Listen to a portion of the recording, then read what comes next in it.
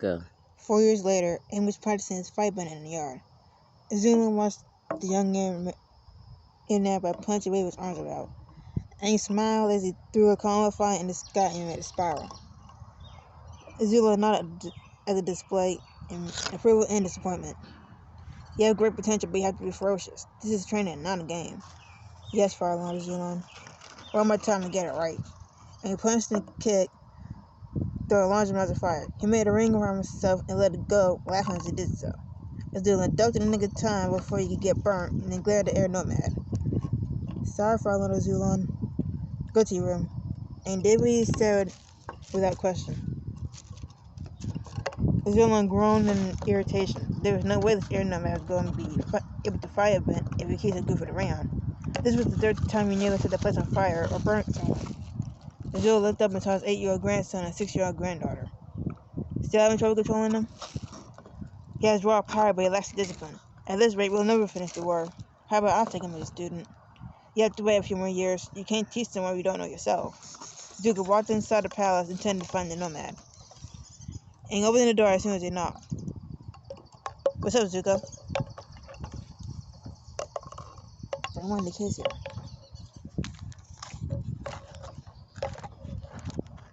What's up, Zuko? Do you need me to help me train? No offense, Zuko, but you're not average to say the least. I mean, like a sparring match or any Kai. Aang laughed at his friend. A fire-bending duel? No thanks. Don't act like a coward, a feminine voice said. Aang and Zuko turned their heads to face Azula, who emerged from the shadows. You have all the power in the world, and you're too scared to use it? I just don't want to hurt him. That's the point of acting cat, to assert your dominance. Azula threw 2 short streams of fire at the Air Nomad. Out of sheer instinct, Aang's lips sadly left and right, then spun 3 times while moving forward. Zuko narrowly avoided the fire with one singeing his sleeve. You okay, Zuko? Aang asked as Zuko rapidly patted his sleeve. Yeah. Azula smirked at the 2 boys. Aw, isn't that sweet? Showing concern for big brother Zuko, aren't you?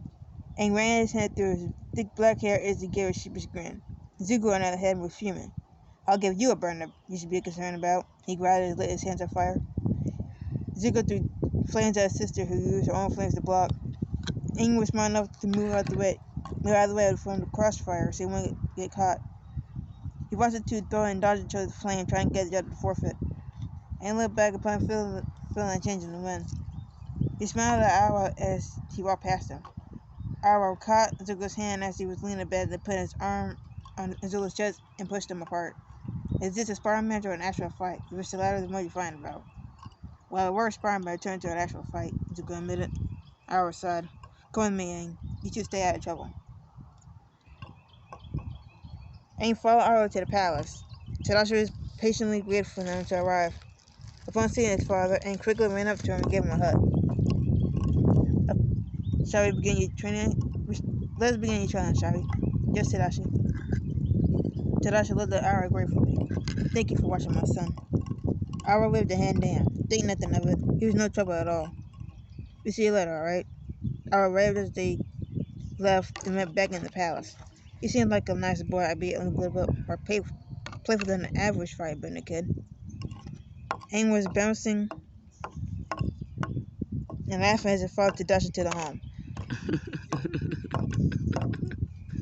Tadashi tried to ignore the guilt building up in his stomach, thinking his child acting his age completely oblivious to his heritage. Weight, or where it come from, weighed on his heart. Are you alright, Dad? Aang asked. Yeah, I'm fine.